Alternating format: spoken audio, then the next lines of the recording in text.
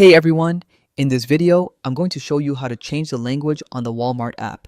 Now, Walmart doesn't currently give you an option inside the app to switch languages directly, but there's a simple way around this using your phone system settings. Let's go step by step. First, open your phone settings.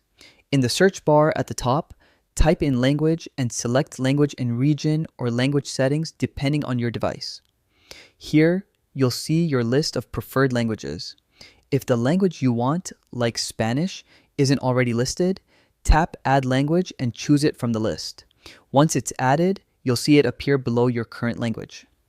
Now, to make apps like Walmart use that language, press and hold the three lines next to the language and drag it to the very top of the list. This tells your phone to use that as the default language. Keep in mind, not all apps support every language. Walmart only supports a limited set of languages, so if your preferred one is available, it will switch.